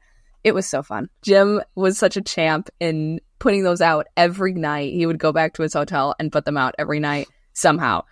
I don't know how, but he did. I didn't sleep a lot. You didn't sleep a lot. I don't think any of us did really, but because Badger and I were in Scholler, so we got our 4.5 hours and we were good to go. Yeah, mine was self-inflicted. Yours is, well, I guess yours is self-inflicted because you chose the camp. I'm sorry, we can't all have hotel rooms, Jim. No. If I didn't have a hotel room, the podcast wouldn't have gone out. That is true. I did it for all of you, really. I stayed in a hotel for all of you listeners. Yes. Well, what I really enjoyed about our daily recaps and our touch and goes was, it started off as the three of us and Bill and Maddie's dad, and it really morphed into this, whoever wants to come hang out with us and record their own recap. So, and in some cases, there was one kid that didn't even know he was going to make the podcast. I think the best way to talk about this is to just play it. All right. I forgot about that. Wow. Welcome, everyone, to AirVenture 2024 and our daily recap of the show for the day. We're calling this our AirVenture Touch and Go Information Alpha, where we are going to recap our day and talk about what's coming up tomorrow. Checked out the Sears press conference this morning. This year, they're celebrating a lot of milestones. So they talked about the delivery of both the 500th Vision Jet and the 10,000th SR model of their aircraft. So how is he whining? He's got ice cream. He's right? literally crying while eating ice cream. Kids defy all logic sometimes. Okay, so for the listeners who can't see what's happening here, it's the first time history is being made here on the Flying Midwest podcast. Number one, I'm talking in my best golf voice. It's really because great. I don't want the parents to hear, even though I don't want the parents to hear what I'm saying. But number two, I've never seen a kid cry while eating ice cream. Well, you heard it here first. Yeah. It's possible. Okay. Turns out there's airplanes at this air show. Who would have thought? Bill would have thought.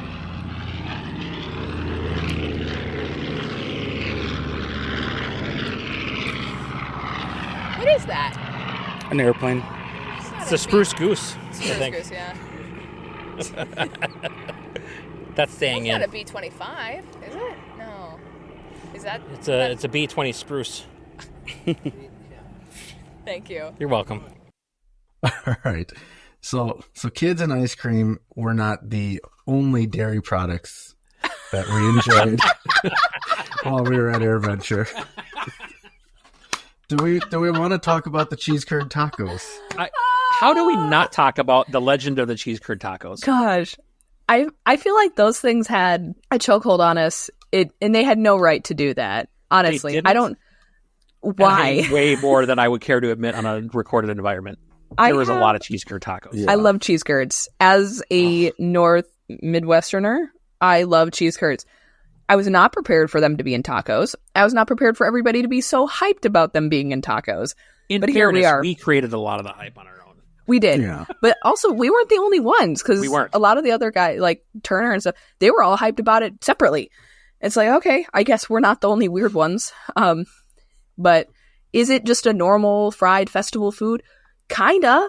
But again, we were so obsessed with these cheese curd tacos. It's just this one stand. And then Ted from the Midlife Pilot podcast. Oh, that's right. Yep. And interviewed him while he was ordering, like, hey, where are you guys from? And he failed to ask. So, yes, the company is from Minnesota, but he failed to ask the real question, where do you get your cheese curds from? Let's not get into the weeds on this. It's a Minnesota company. You're welcome. All right. Well, rather than getting in an argument about it, We have Wisconsin Dairy and Minnesota State Fair Innovation have come together to make the cheese curd taco. I had them at the state fair, and I'm going to be honest. It's not the same when you're not at AirVenture with all your friends. Valid. Correct. And my family's like, cheese curd tacos, that doesn't sound very good. So I ate them by myself. I hand-delivered one to my dad. That's more for you. He was on a tram. We were going to Warbirds, and I was walking with my tacos. And I saw him. And so they were stopped at a stop sign, and I ran up and just said, special delivery. Everybody else on that tram was so confused, I'm sure. There was a guy next to him who was just like, can you bring me some? I'm like, sorry, dude. That's not how this works, sir. He's in good. He's in good. Sorry. Well, for all of you that feel like you might have missed out on the cheese curd tacos, you did. First of all, you did. Second of all, we're going to play some clips of the evolution of the cheese curd tacos. But is there anything in particular you're looking forward to at Oshkosh this year? Really all of it. I usually try to find the cheese curd taco food truck, and I heard about that. Gotta find it.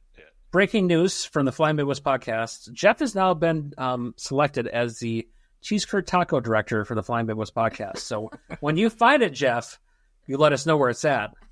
I will put and we'll be eternal grateful. Awesome. We can't really offer compensation, but we could probably swing a cheese curd taco your way. Yeah, that's all right. It looked like you were really contemplating like some sort of negotiation for your services for this title. Like, would you consider? Right? They're good. Welcome everybody to our AirVenture Touch and Go mini-sode. Back with day 3 here at AirVenture. Information Charlie. Oh my God, fired. No, slice it all together. At this point, it's staying in. We're too tired to do a third run. So we'll cover what we went and did today. We're pretty busy chasing interviews again. We got a couple of guests with us. We have the OB live show director, Jeff, is with us. Good evening, everybody. Also known as the cheese curd taco czar of the Fly Midwest podcast. They were delicious. I suggest them. They were. Do you have a specific one that you suggest of the ones that were there? I did the original and the box checker. Both were very good, and I suggest them. I think some other people had some other favorites, but those were mine.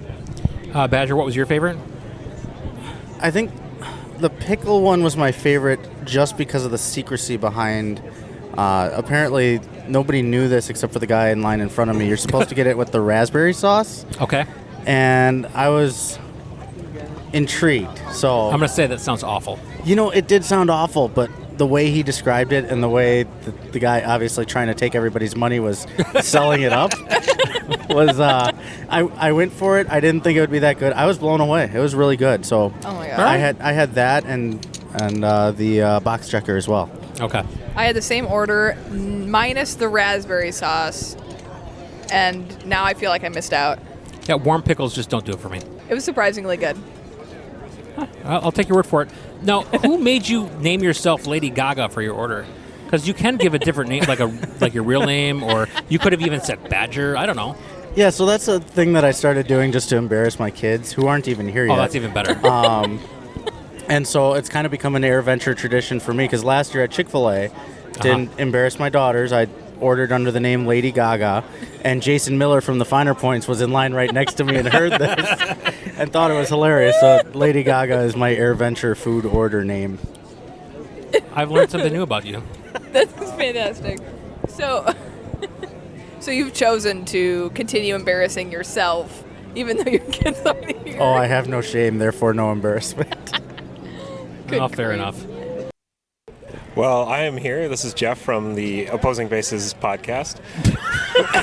We are here. Wait, hold on. First of all, do they know that? Second of all, that you should be using just your initials then. Oh, yeah. Juliet Echo Foxtrot. Wait, here. Dembro, can you give the man some microphone holding etiquette? Oh, yeah. I'd prefer you didn't. This is kind of fun. Corn dog, not ice cream. Like this? Corn. Imagine you're eating a corn dog. I feel like we talked about this Okay. like last night. The problem with me is either one is a food reference, and so I just end up trying to eat it. Anyway, Jeff, you had something important to say? So yeah, I'm here, and I got a text from our friend over here, the Badger, that we were going to do an impromptu meet. And I don't know if the listeners could guess where we are, but it is definitely the Cheese Curd Taco Truck. And we definitely had a few. And I'm glad that you're here because, again, you are the official Cheese Curd Taco Czar of the Flying Midwest podcast. It's in my contract that you guys can't have any unless I'm here. And then I think that our reward for all this was the Cheese Curd Tacos. Cheese curd tacos. And you, again, even though your children are not here, entered your name as Lady Gaga for the staff to read off when your tacos were done. Yeah, so they remembered me and didn't even ask this time. They just put down Lady Gaga, and this time yelled it out with pride. I don't know if that's a good or bad thing to be a regular at the Cheese Curd Taco Truck. Well, I mean, the fact that you yelled your name out here twice today, does your wife listen to this? This might be a problem for you. She doesn't listen to this. She'll know how many cheese curd tacos I bought when she sees our bank statement. That's why you paid cash from the Mama Don't Know Fund. Did you have anything else you wanted to add? On the cheese curd tacos? Not specifically. Okay. I maybe want to get Dembro's opinion on cheese curd tacos. Oh, yeah. If he's willing to speak. Hello again. Hello. I would say 8 out of 10 would eat again, but due to all the hype from last year, I was a little underwhelmed compared to where they were in my head. It's not the tacos' fault. It's not the cheese curds' fault. That's just probably mostly your fault. And so, delicious raspberry with pickle. Who thought that would work? It did. Yeah, I'd do it again. You guys should not tell everyone they're so amazing because then they'll be disappointed. I don't know. I think they are amazing, though. They are amazing. It's just a matter they were of... legitimately the best food I've had at Oshkosh so far, but I was expecting like a mouth explosion, and it was just like really good. It was really good. It was. Never mind. Retract all that. Strike that. Reverse it. 10 out of 10. Cheese curd tacos. # Wisconsin. Every other state sucks. Dembro out. There's a reason we all just got done eating, pickle jam, cheese curd tacos, and that's because of Badger. So. Well, and the cheese curd taco czar, Jeff. Yeah. Yeah, we're here with another wrap-up. Just eating cheese curd tacos. What a surprise. But what is everybody else up to after we split from here? Jeff is going to take a nap, I think. Yeah, a nap is in order for sure. That was way too many cheese curd tacos in a week span. I need to go into a coma and hibernate until I recover. Well, it wasn't just the cheese curd tacos. It sounds like you've been running around like crazy and cooking gourmet meals and playing limo driver and everything. So, well deserved. Yes, thank you, Jeff. Absolutely. I do like how my student Samara did ask me about the cheese curd tacos. She was very interested to hear about how they were. Well, she can come to AirVenture next year and have some cheese curd tacos with her favorite Midwest aviation podcast. I know. I'm trying to bully her into it. You should. Samara, you got to come. It's come join us, Samara. You'll have so much fun. Is it Samara? Samara, yeah. Samara. Samaria. I thought you said Samaria for a second. No. Sorry. Sierra Was our podcast listened to in Samaria? Sierra Leone. Oh, my God. I think it actually was listened to in Samaria. Oh, well. Oh, God.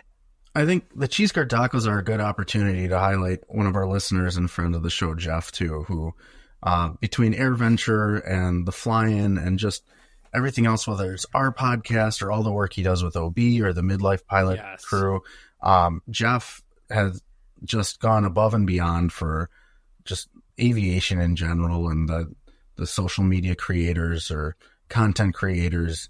And therefore, he has earned the title, rightfully so, of the Flying Midwest Podcast Cheese Curd Taco Czar. So. Long may he reign. Yes.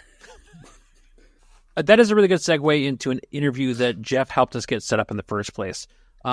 You will note from the clip we just played that Jeff did show up in opposing bases gear to our podcast pre-AirVenture little chat and plug the podcast that wasn't his or ours on our own podcast.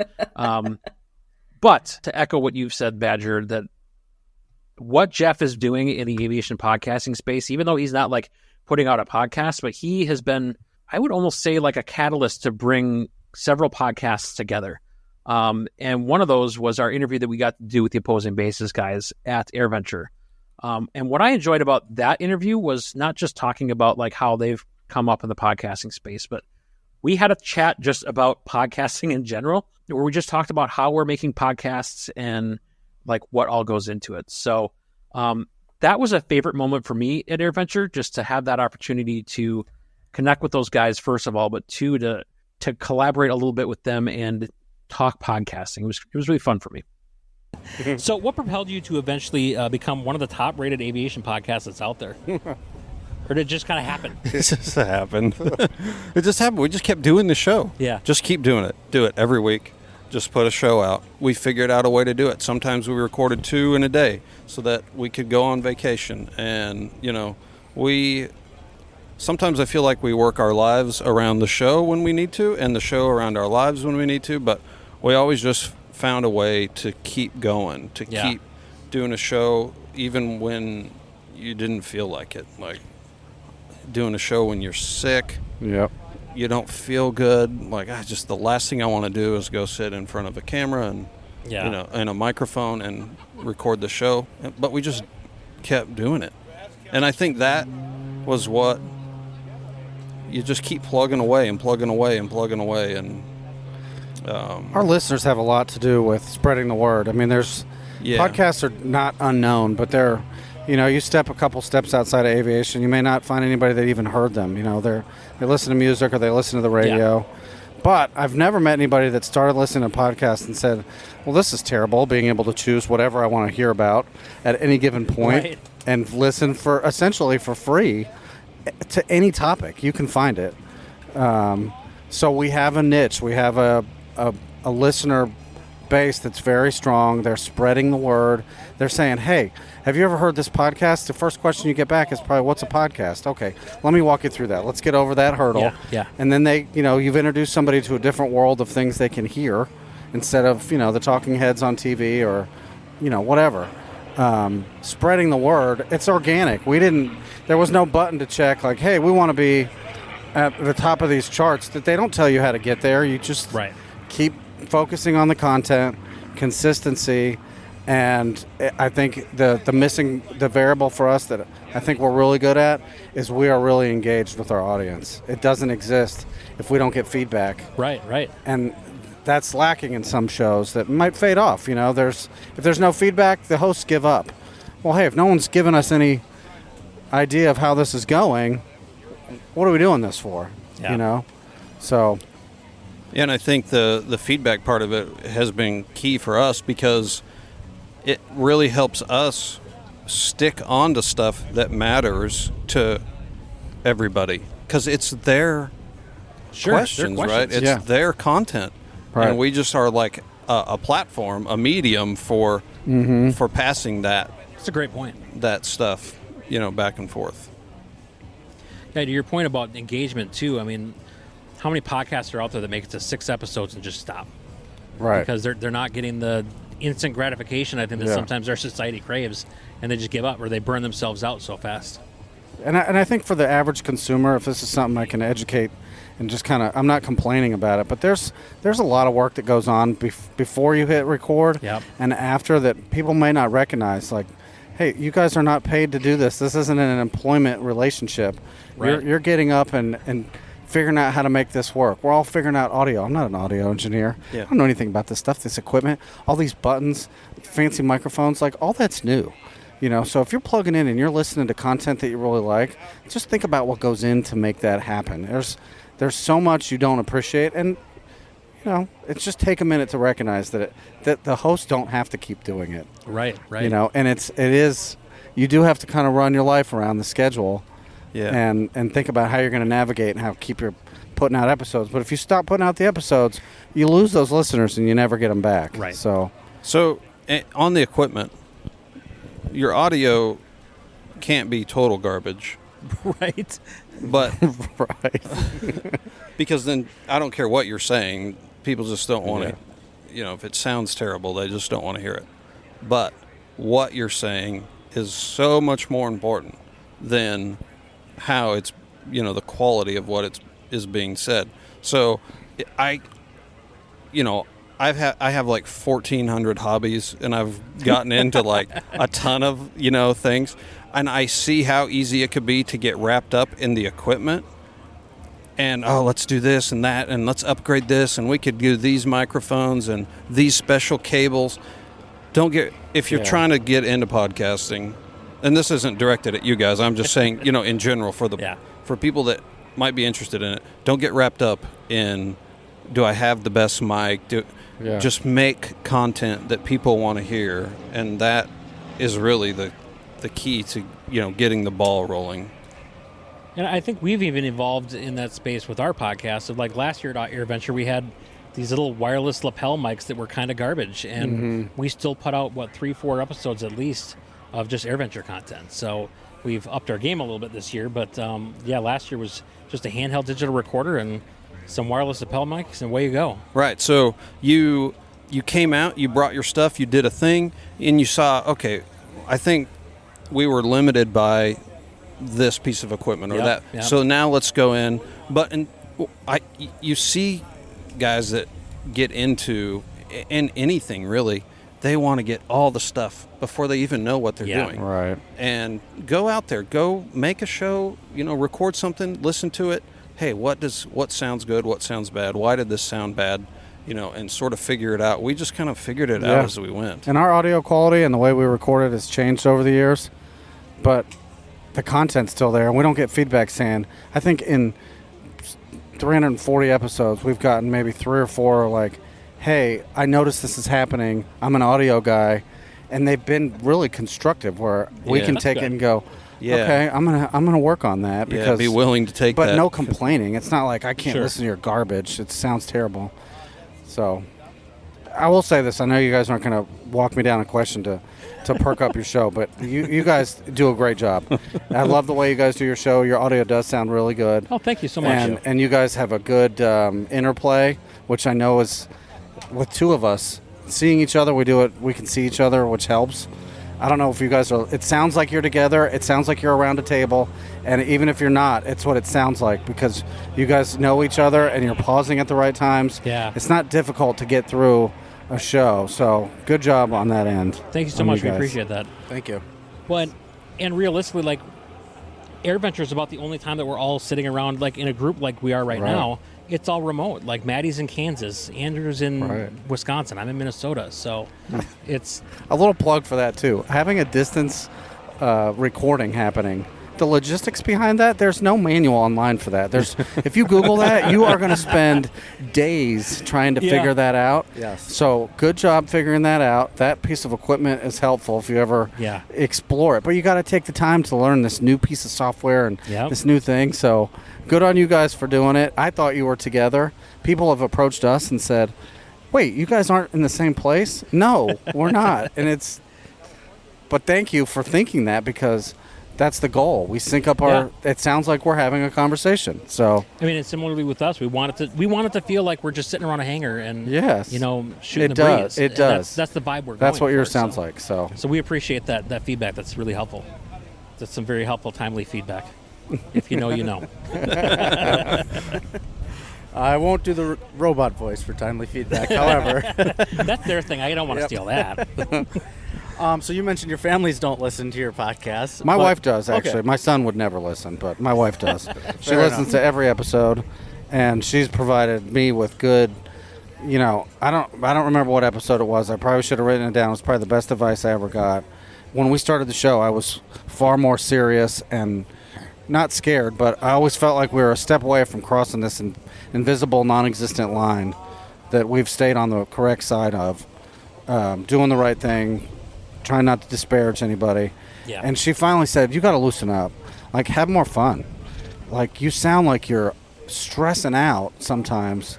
So, shout out to my wife for telling me to relax. I think it's helped our interplay on the audio because you've always been better at that, of joking around and having more fun. So, well, even today, who's in charge bit was right. I was entertained. So then, do you guys listen to your own podcast?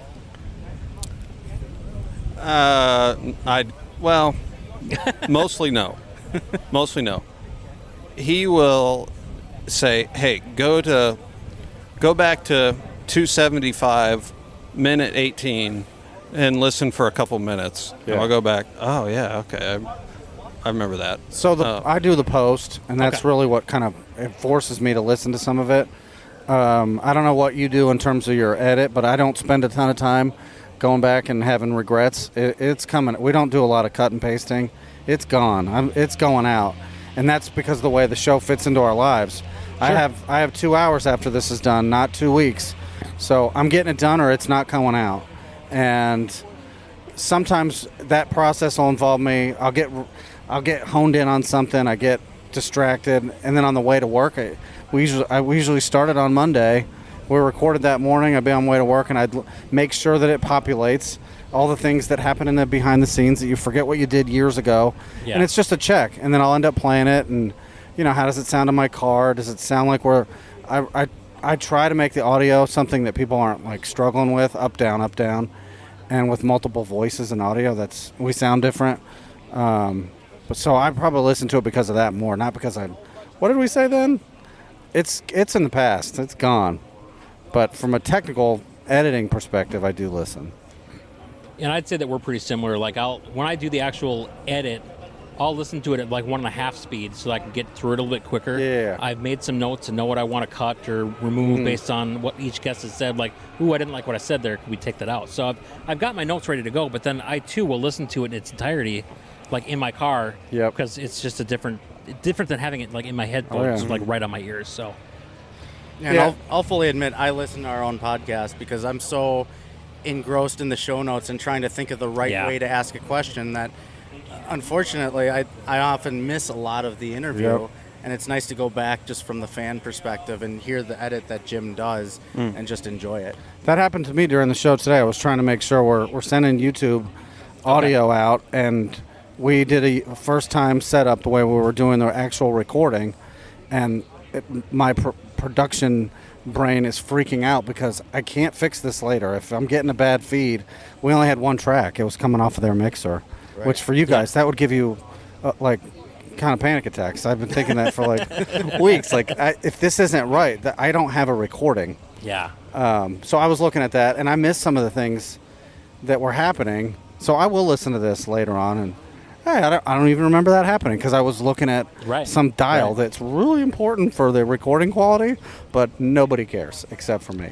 Right. So. You know what? I care. Good job today. Thank you. With the setup, the technical side of that. Thank you.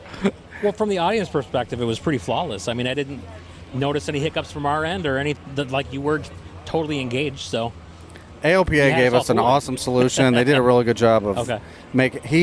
We had a little bit of an exchange. The tech guy realized I was a little bit OCD, and threw a solution out there. And I was like, wait a second, your way is a lot easier, provided we don't mess up these two critical steps, which we spent some time on the show before us. I tested it. I sent him out to YouTube between 4 or 5 of us. Is this audio going out? Because this is what I'm about to duplicate on the stage. So, I didn't dream up that scenario. They just kind of walked us down that. I had a follow-up to that popped in my head and then went away. That's never happened to me.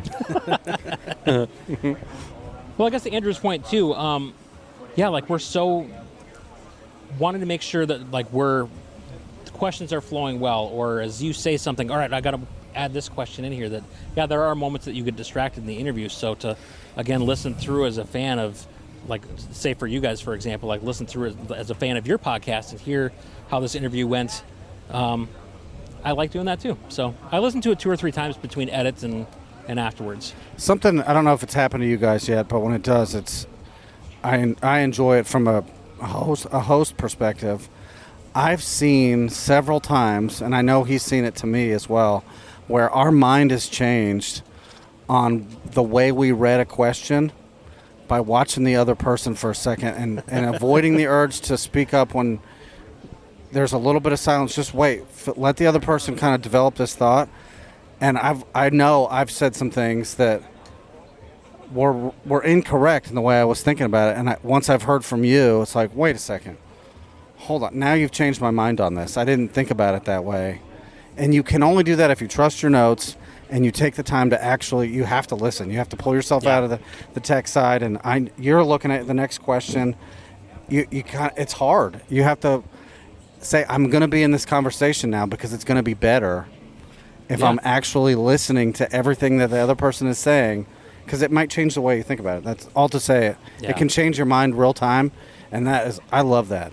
I love when that happens. Yeah, the interview sort of format is a really tough format for the person giving the interview. For, like, on our end of it now, I'm just answering your questions. But for you to, like, try to keep up with this conversation, stay ahead of the conversation, and it is. I'm not good at that. That, like, the interview format, I'm terrible. So I think that's another part of, I don't know how we ended up in the format that we do, but I think, it plays to our weaknesses, and at least mine. I think you're really good at, we may read a 250, 300 word paragraph of somebody's feedback, and it might be the first time you've seen it. When I stopped doing the notes in almost a year now, and you've been doing them, so one of us might be seeing that feedback for the first time. Sure. So you got to give him time to comprehend it. It takes me much longer. He'll have a full synopsis in his head. All right, let me ask you this. And I'm like, how did you do that? How did you shrink that up into like this bite-sized, package that we can all understand really quickly? But you have to, it's hard to listen on a show where you're responsible for making volume, right? Yeah. And you have to do that. Yeah, I'm not good at listening and then, like, trying to think, or look at if I start looking at the next question. Nope, gone. I just I'm totally checked out. I've asked him, hey, read ahead. I know you're going to need time on this. And I shouldn't even say it because you can't. You're going to stay here. Yep. And I'm going to be surprised in a minute, and I just have to accept it. I think I said to you the other night, like, stop reading ahead. Yes. It's just like back in grade school. Like, get back. The class is back here. Yeah, I got called out for sure. And I left it in. Yep. Thanks to those guys from OB. They were super busy. Every single year they come in, they record their episode, they do a meet and greet, and they really don't have a ton of time. They're always exhausted. I think RH had just gotten off an international trip the day before. I think he did. Yeah, so they were exhausted. So for them to take the time to do an interview with us, and then afterwards hang out with us and the Midlife Pilot guys and just hang around under a gazebo and 3 podcasts, eating cheese curd tacos and just shooting the breeze. Yeah, our forces combined, we are Captain Podcast. I don't think that's a thing. But we had 2/3 of our podcast, 2/3 of Midlife Pilot, and the OB guys, and we indulged in some cheese curd tacos again.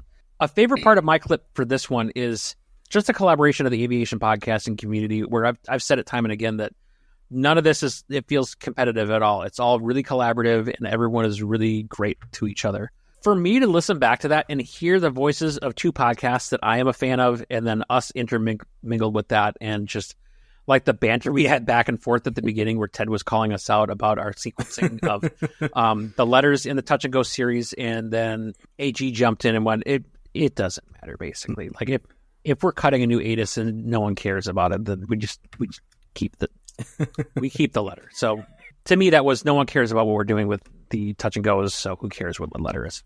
Yeah. That's so funny. All right, welcome back, everyone, to another mini-sode of Touch and Go at AirVenture Information Foxtrot. Hang on. This is Ted from the Midlife Pilot Podcast, and I have to lodge a complaint because this is actually golf. I'll entertain it. It's golf, okay? This is golf because on Delta, you did Delta, and then you rolled a special onto it, but also called that Delta. And that doesn't work. That's not how... because these are weather. This is the next letter. You didn't use another letter. So, Foxtrot Golf. I'm going to get beat up. Badger's going to beat me up now. I wouldn't be worried about him. I'm harmless. I'm declawed. Did you have something to contribute, sir? Well, I was just going to say that in their defense, sometimes when a new ATIS comes out or there's a change to the ATIS that no one really cares about, and I don't want to have to change the code and do all the things necessary for that, we just manually override this because it will self-sequence from D to E, but then I just go in and change it back to D because who cares, about whatever thing I put on there. It's like a special update because the weather went from 3 1/4 to 3 1/2. Like, really? I mean, come on. So still anyway. birds, still 10-mile visibility. Still Delta. Nobody cares. Still Ada's Delta. Still birds. So what I'm hearing is nobody cares about our touch and go series. Is that it? Okay, hey, we do care. And no.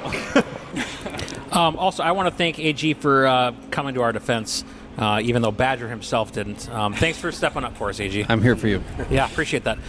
This is also a very monumental occasion. This is the coming together of 3 incredible podcasts. Well, 2 incredible podcasts and ours coming together to kind of recap Saturday of AirVenture. Don't sell yourself short. You're a tremendous slouch. Name that movie. I'm trying to think. Caddyshack. Sorry. Y'all are fantastic. Don't sell yourself short. Thanks. So those that may not recognize all the voices here, we're joined with Ben and Ted from the Midlife Pilot podcast, as well as AG and RH from the Opposing Bases Air Traffic Talk podcast. We also have special guest AJ. Do you want to be a part of this too? If not, no big deal. He waves, says hi. And you already heard from Jeff, the live show director of Opposing Bases and the Flying Midwest podcast, Cheese Curd Taco Czar. I love that title. I'm really proud of that one.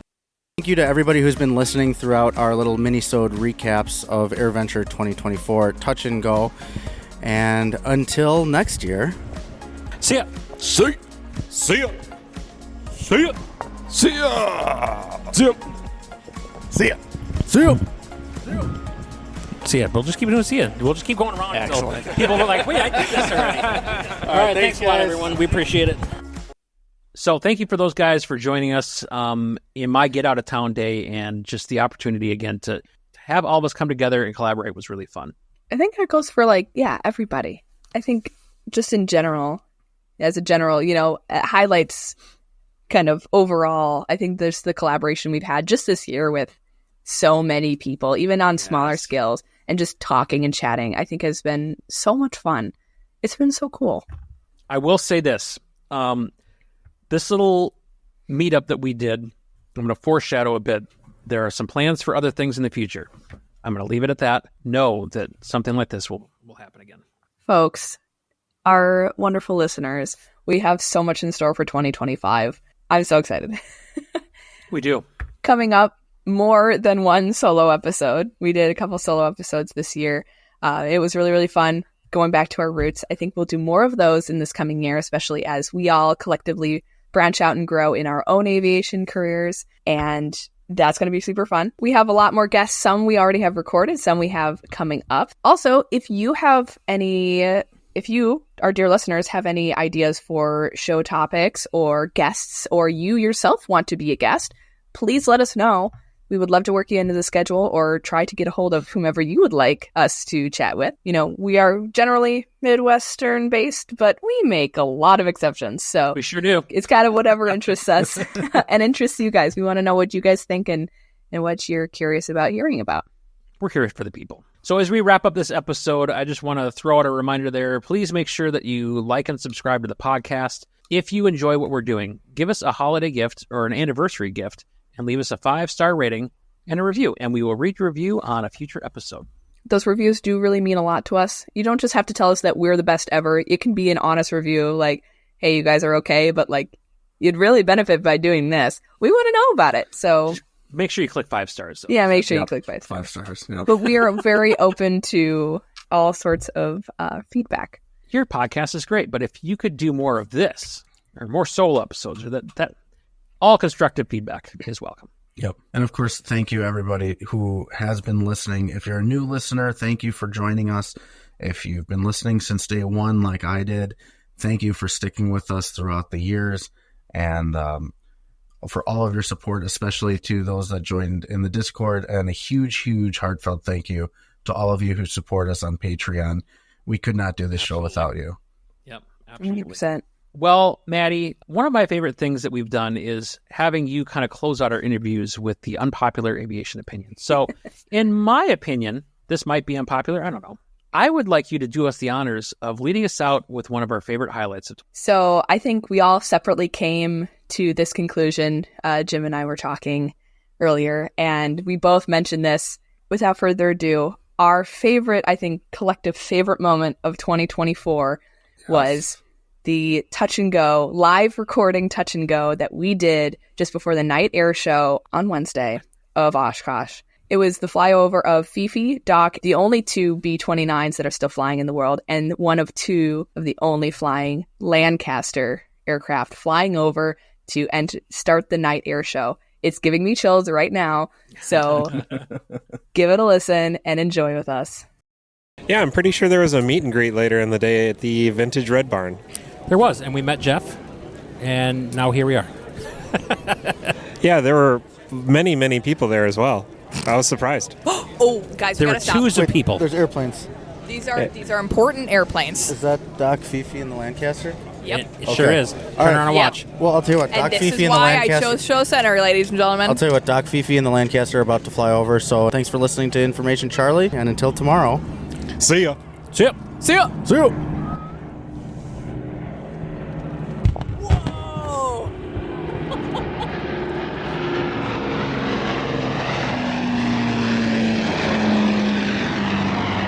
That is awesome. That is so awesome.